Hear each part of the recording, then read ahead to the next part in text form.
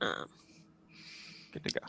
so we might have to jump past the development instance and go back to it later, depending on what's going on. Okay, agenda. We've got a few announcements this week. We have a webinar coming up next Thursday that Heather is doing, the Advanced Cataloging Editor Tips and Tricks with Heather. And that's Thursday the 7th or 16th at 8:30 Pacific, 11:30 Eastern. We've got some special interest groups coming up. We've got the web dev tomorrow at 8. We have sysadmin next to, or 8 Pacific, 11 Eastern. The sysadmin SIG next Tuesday, the 14th at 9 Pacific, 12 Eastern. Acquisitions is the Tuesday after that on the 21st at, again, 9 Pacific, 12 Eastern. We have cataloging the first Thursday, I think that's the Thursday at 8 Pacific, 11 Eastern. So we've got lots of good SIGs going on. Updates to Zoom links. That's just a heads up. Zoom is requiring us to have passcodes on all of our meetings starting July 19th. So all of the links are gonna update. So if you have those bookmarks, watch for the new links. Otherwise, if you get here from the calendar or the website or the agenda, we'll have the right link in those places. Yeah, and the link will include the passcode, so you'll be able to just get in with that correct link. Okay, any other announcements? Does anybody know where the, what is it called? Consortium SIG meeting is this month? The consortium SIG meets every other month. Oh, okay. So Yeah, I need to schedule that. I will do so soon. Well, that's fine. It won't be I didn't July, it'll realize. be next month. Okay. Thank you. Okay, annual conference update. So we sent out a poll to members and also on the list about just kind of to test the waters on if people felt like they'd be able to go to the conference in September if we held it in person, and overwhelmingly, like more than 2/3 said they wouldn't go if it was in person, mostly because of like a lot of institutions aren't going to be funding travel. And so we've decided that this year we're going to hold the 2020 conference online, and we'll hold the 2021 conference in McKinney next year. And we're going to work with them to figure out a date.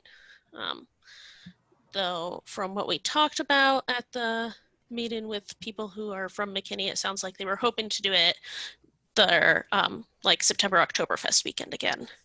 But they'll have to talk with the city and the other organizations that they were working with as well. So we'll have more information on that later. We'll be sending out a email after the conference meeting today, and we're gonna do all the presentations online. So we're still looking for presenters, and the presentation link will be included in that email, as well as some information about how we're gonna do it.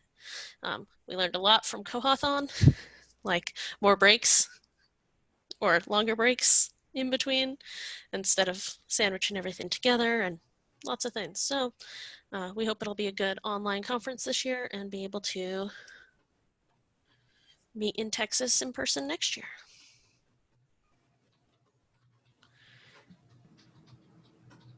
Any questions? Sounds good. What platform are you using for the online conference?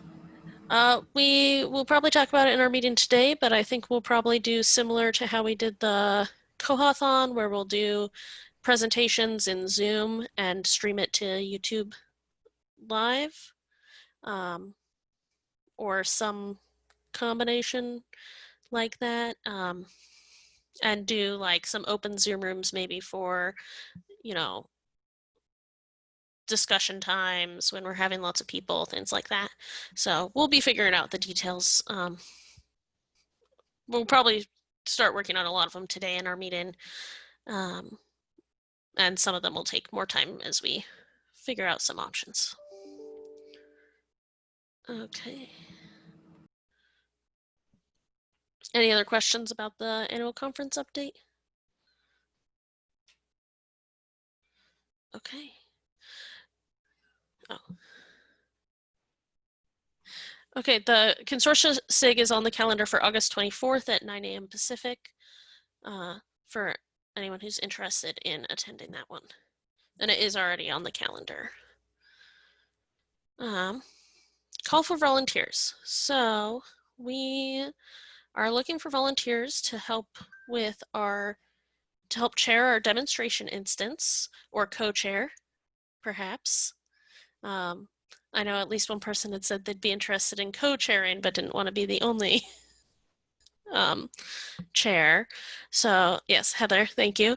So if anyone is interested in co-chairing with Heather for our development SIG or our demonstration interest, looking at the wrong place on the agenda, demonstration instance, please let us know.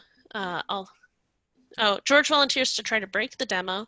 Does that mean you'll co-chair the demo committee, George?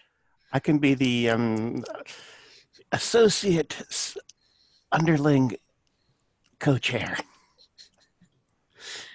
So I've actually built and broken lots of koha installations. You have way more experience with them than I do then.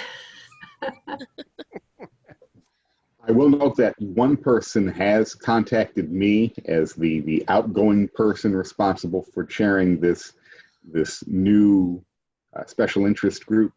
I have not written back to him yet. He's very curious as to what it all entails, and he's expecting this big list of things, only there really hasn't been anything drawn up yet because it's literally that new. So I will be directly in touch with the person that expressed the interest in addition to Heather. sounds good. So we got Heather and Fred also sounded interested, and someone who contacted John. So thank you. Yeah, I really know pretty much nothing about the demo instances, but it's just easy peasy to keep track of calling the meetings, make sure there's a meeting announcement, having the meeting, recording the meeting. You know, I can do that and leave other people to run and break the demo if they want. I have And to say, there's a lot to run here because Bywater graciously provided us with an instance that literally is an out-of-the-box installation. So it needs configuration, it needs setup, it literally needs everything. And so that's the people that are willing to get involved in this must be ready to face a pretty large organizational commitment as well as a willingness to share their knowledge on several different modules as this instance gets populated. We were lucky in the fact that we hoped to have something this year for ALA, and then when ALA was canceled, that essentially bought us a little bit more time, and we've used the demonstration instance to show certain things. I know George, I think, was the first person that used the demonstration instance to was it your jQuery thing, George? Was that what it was? Yes, I used it to do the very basic jQuery webinar, or very, very basic jQuery webinar. The next in that series will be very basic jQuery, so just only one very. And so in order to both demonstrate what Koha can do to interested parties in the event of an exhibition space like ALA, or the ability of us as a group to be able to use it for purposes like what George set up, these are the things that we're hoping to be able to entail with the group. And it's something that I just really never had a chance to do, and now probably will not have a chance to do as I move over to my new job. So it's a little bit more than just trying to run a special interest group like what you would normally think, but it's a tremendous opportunity for somebody that is interested in learning more about the nuts and bolts of the system and more about modules that they might not necessarily be familiar with at all. Yeah, well, I taught myself koha by building a system, destroying it, building it, breaking it, building it, breaking it. I've never used the Bywater demos, but I do have a server about 10 feet away from me with VirtualBox and a couple of koha instances, including one I can't get into anymore. Yeah, I it don't know. sounds like a lot of fun. Yeah, I'm just worried about the time I'll have to put into it, but I'll try to put as much as I can in. For demos and any training we want to do, I think it's important to have, because I would not have wanted to do the very, very basic jQuery demo on my system, because there's no way I could do that demo without accidentally showing, you know, patron records and other confidential information on our system or even on our test servers. So I think it's really important to have it.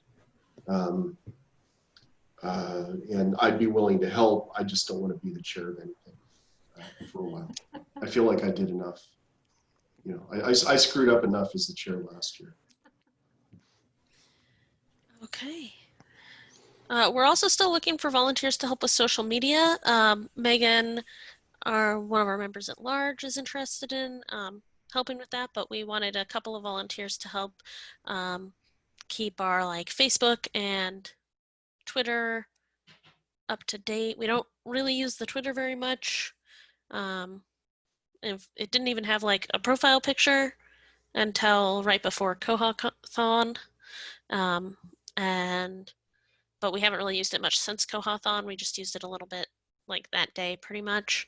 And so if you're interested in helping out with the social media, let us know, info@koha-us.org, and we'll also be sending out an email later today about that, looking for volunteers on the list. Okay, committee reports. Conference committee, we already covered pretty much everything since the last meeting. We will be meeting directly after this meeting in the same room to talk about like our plans going forward. And there should be at least one email going out today about, well, one email today, maybe other emails about more things depending on how the meeting goes, with the announcement that we won't be meeting in person this year and the reminder for the presentation links. Any questions for the conference committee?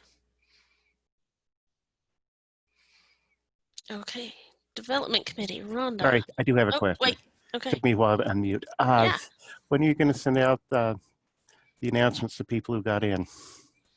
For the To presentations? presentations, yeah. Well, we've only got 4 presentations so far. I think a lot of people were waiting to decide if we were to find out if we were going to be in person or online. So we're going to figure out today how long we want to extend the deadline for, and then sometime after that is when people will find out. And we'll probably try and have a timeline set for that, for when we'll send out, have the schedule figured out tentatively. We've only got 4 presentations, but we know we don't want yours, Fred. Oh, all right. That's not true, George. If I am giving a presentation, I have to start worrying about it now. Not Okay. actually doing it, just start worrying about it. I think since we've only got 4 right now, you should start worrying. Okay. Yeah. Will there be any adjustment to the schedule since we're not going to be doing it at McKinney? That's one thing we're going to talk about today in our meeting. Don't worry, Fred. You can do what you and I did last year when we met literally the morning of and said, okay, I'll talk about this and you talk about this. And it was great. Everybody loved it. Yeah, it worked. Okay. Development committee, Rhonda. Yeah, so we will be meeting on Friday. We have our 2 proposals that we're going to submit. If one of them we can afford and the other one we will need support from other libraries. So we may need to talk with the fundraising committee if that one gets approved. But the vote should be coming out maybe next week to vote on the development that we want to sponsor through koha-US. Any questions?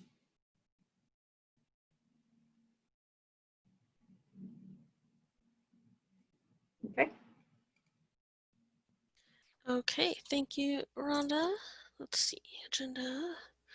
Education Committee, Jesse. I'm just going to start by saying I have some loud noise in the background because our air conditioner died. So if you hear drilling, that's what it is. And I'm sorry in advance. As Lisette mentioned, we have a webinar coming up on July 16th with Heather for advanced cataloging. We'll have a sandbox webinar coming up sometime in August. We're just confirming the date and time for that one. This will be like a more advanced presentation with Kyle and Nick where they go into some of the nitty gritty for using the sandbox. We're going to be selecting a date for Lisette to come on to our weekly videos that we do at Bywater called Monday Minutes. So she can talk about the user groups for koha-US to get more people involved in the special interest groups too. And at our last education meeting, we had a great discussion with Heather about something that she added onto the wiki for an example of a MARC record. So new catalogers would have a good place to start where they can create a record, and I'll put that link in the chat box. So if anyone wants to take a look at that, you can. And at our next meeting, which is July 15th, we are going to be talking about the mentoring program. So if anyone wants to join us again, it's July 15th is our next meeting. Any questions for the Education Committee?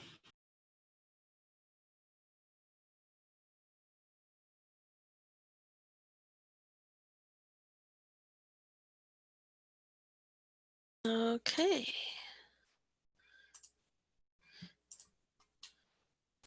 Fundraising Committee, Todd. Yeah, I don't have anything to report. I think COVID has been getting in the way here recently with people coming to the fundraising committee meetings. So I don't have anything for you. Okay. Thanks, Todd. And John, the finance report. We continue to do well. You've got the July report linked in the agenda. Thank you for that, Jason. We met our half-year membership goal of 80, getting 81 members, which was a very pleasant surprise, though I'll note that I expected more renewals and less new members. I'm still happy to have gotten the 81 people. And so when it's time to craft next year's budget, one of the things I keep very careful tabs on is renewals versus new membership. And so that's definitely going to play a factor in the projected numbers for the 2021 budget. But we're at a very slow spending time, if you will.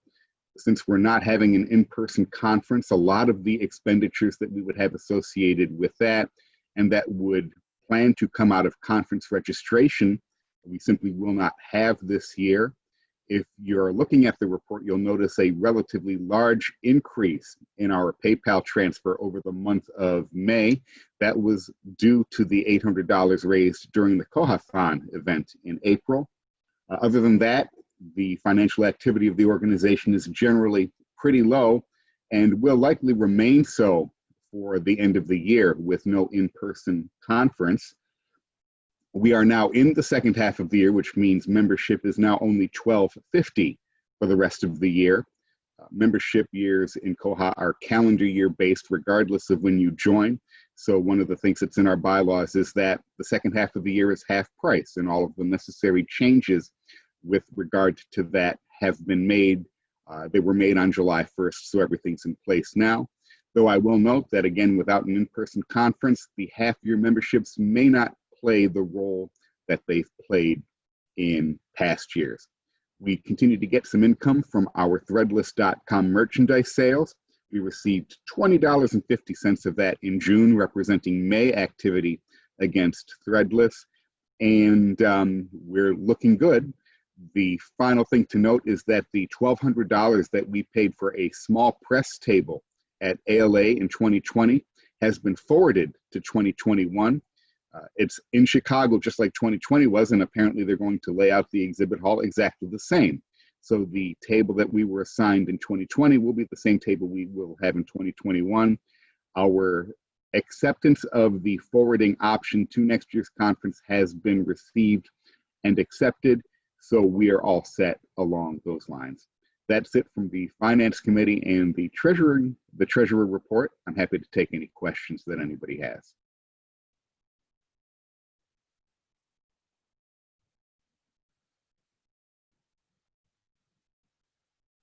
Yay, no questions. Okay. Thank you, John. So, open discussion, bugs, issues, etc. I think probably most people, at least who are supported, have updated by now to 1911, at least based on what we were talking about last week. I know bug 25940 is probably affecting anyone with transfers. Two separate print dialogues when checking in / transferring an item, where it'll sometimes print, if it's not a hold, it'll print like a little extra second slip that says like no slip template found. And it might only be happening in Chrome, but I have also heard some people having problems in Firefox, but it's been less consistent. And that one's been signed off, so hopefully we'll have a fix on that soon for anyone affected by that. I've had that happen one time where I got the no print template found, and I just went in and I didn't realize it was a bug. I thought it was something on my system, and I did something in the notices and slips and it fixed it immediately. It hasn't happened since. I don't remember exactly what I did. So what was that bug number again? Oh, you put it in the link, okay.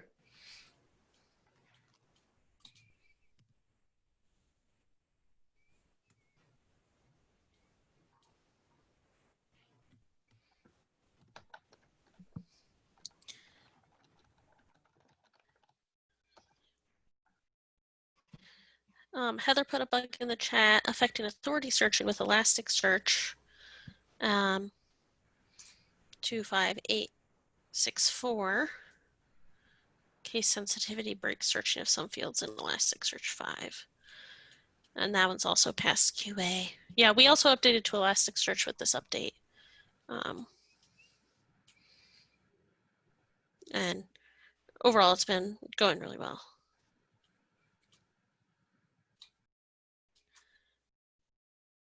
Let's see.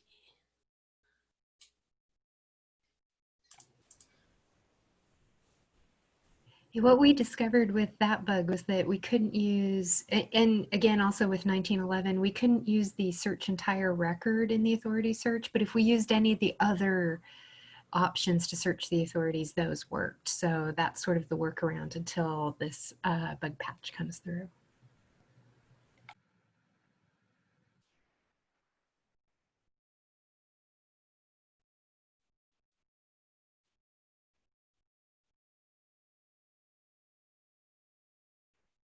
Barbara put bug 25758 in the chat. We're concerned with the missing on hold info in the list of checked out items in a patron record and its relation to auto renewals. Items scheduled for automatic renewal do not show that they will not renew due to a hold.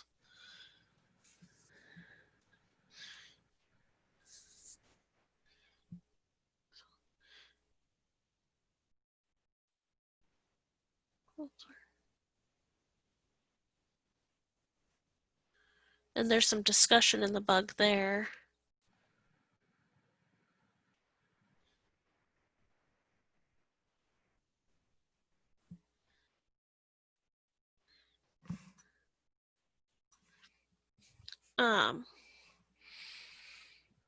Let's see.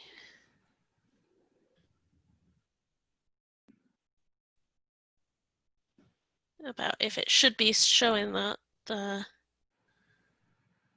on hold or not, because it can be in flux. But that if you're trying to oh,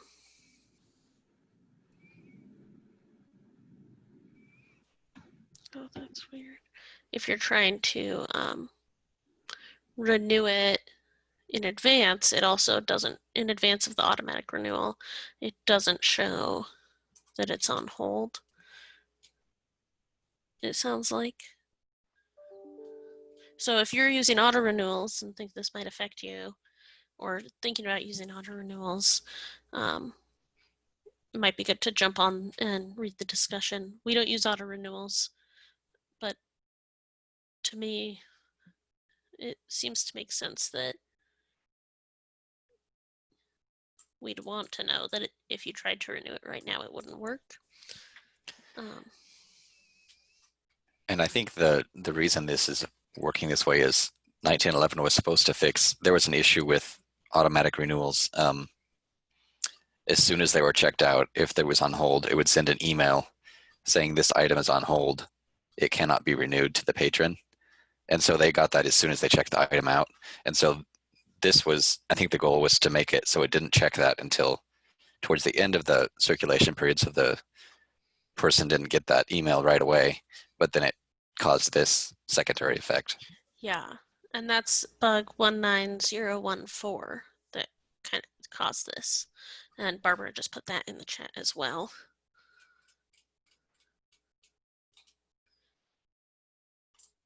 Yeah, it does seem to make sense that it would be, you'd want it somewhere in between, because I feel like that information would be helpful to know.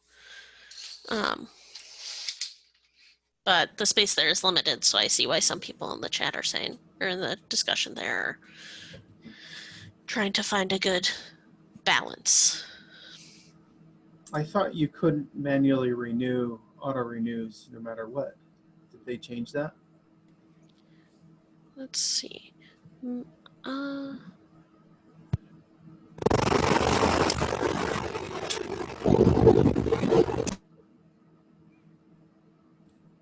I think some kind of animal just ate Eli's microphone. It sounds like a crocodile or some other Florida thing.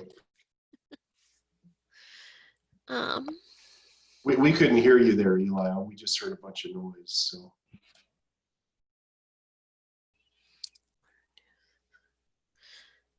Maybe it's more about that it doesn't show. You're muted now, Eli, so we're not hearing any noise from you.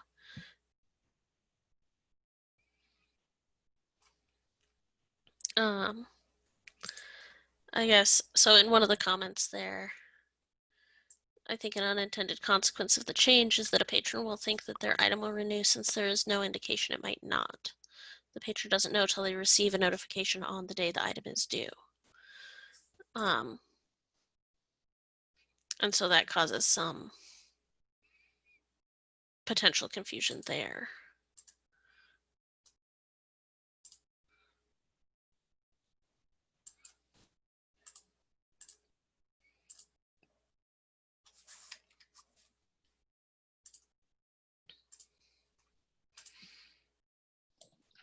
There was a bug I wanted to bring up that David Cook, it's bug number, let me put it in the chat here, 25934, that I made a bunch of comments on, but he was suggesting that there should be a change to Koha that requires a minimum 10-character password that can't be lowered by min password length.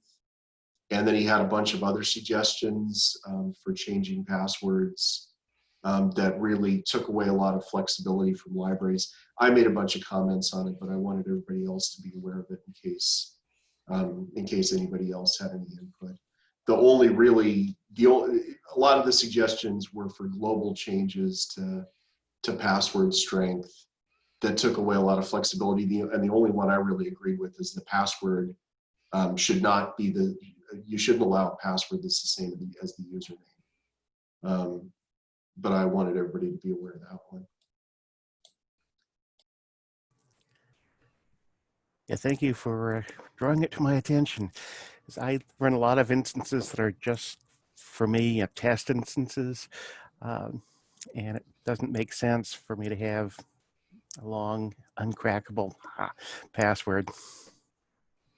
So yeah, I'd love to see it Well, and optional, but not mandatory. yeah, Kate was jumped in and said, you know, this had been discussed before, and it seemed like a bad idea. But I addressed like each one of his points, why I thought it was a bad idea. So, and he commented back. But I just wanted, if anybody else wants to get in there and say anything, I thought that would be a good one to bring up from his point of view as a developer.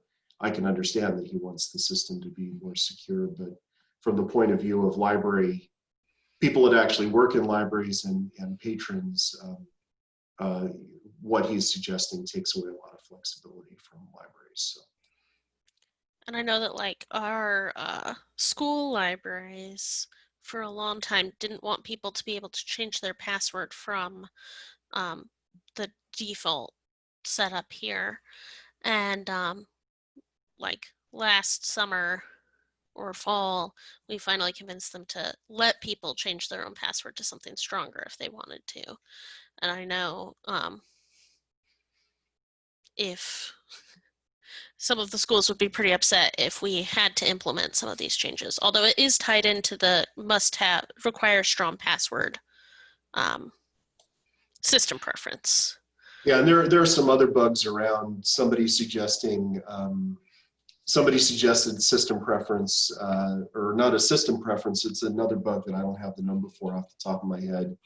But somebody said it would be nice if you could set require strong password at the patron category level and then have 3 levels of strong password. Like no, not require strong password, have a medium level strong password, or have a high level strong password.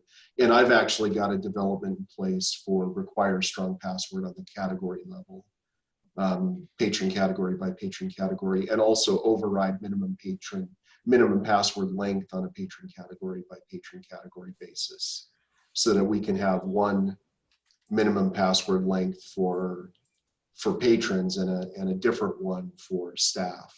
Because that's one of the issues that we don't let staff change their own passwords here, because if I did, all of the passwords in all of our libraries would be 1, 2, 3, 4. And so this way I can have control over it more granular, where we can still have patrons that use the last 4 digits of their phone number, or their, something easy, but then we have staff will be required to have like I was thinking 25, something crazy. So that development is in the works to have it, to have some more control at the patron category level. So, but I don't have and that's something we've already funded. So I think that's already in the works. And I don't think it was ready in 2005, but I think the target is like 2011. Is that 23816 allow patrons to have different password strength and length settings for different patron categories? That's currently failed, or patch doesn't apply. Yeah, I think that's it. I put that in the chat, and also the 12617, which you had linked both of those in your comments on the other bug. This would let suggested passwords generated, ones that are generated, honor the minimum password length and complexity or something. That's the other one that you had linked. Yeah, the 23816 is the one that Nichols has sponsored the development of. So, and I signed off on it, so it was working at one point. It's just failed QA, it looks like. So hopefully soon.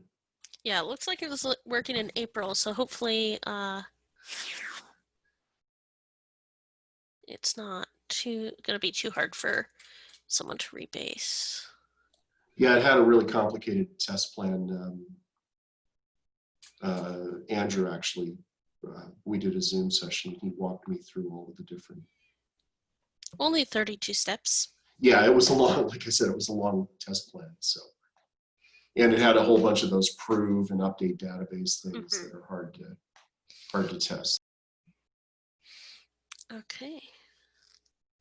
Thanks, George.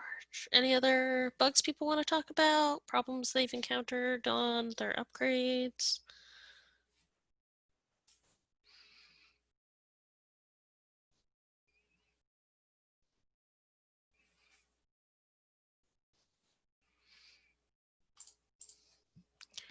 Um,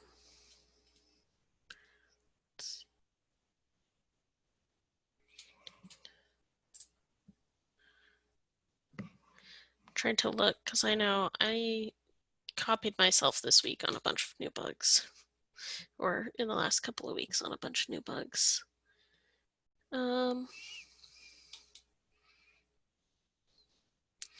There's some bugs surrounding like the claims return, like only having the tab show up if there's already a claim on the patron account.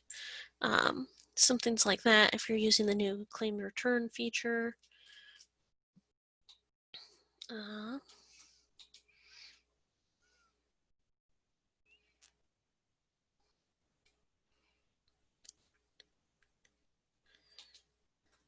There was some discussion about making patron attribute types mandatory.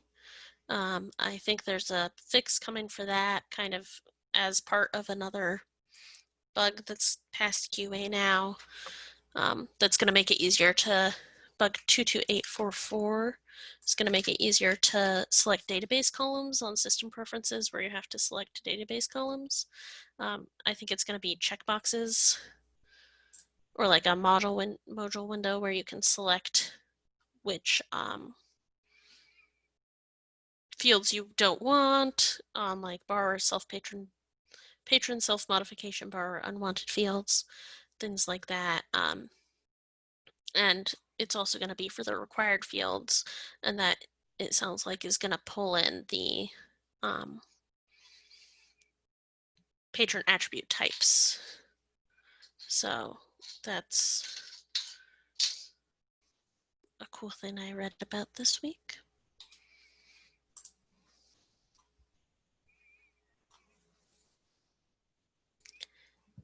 If we don't have any other bugs we want to talk about, any other open discussion topics people would like to discuss?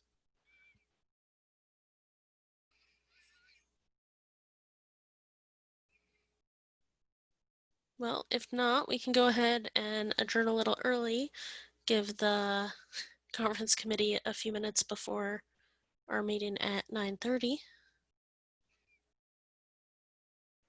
So I think we'll go ahead and do that. Thanks everybody for coming. Hi, everybody. See y'all later. Thank you. Bye. Thanks for coming. Thanks, Bye. everyone. Bye-bye.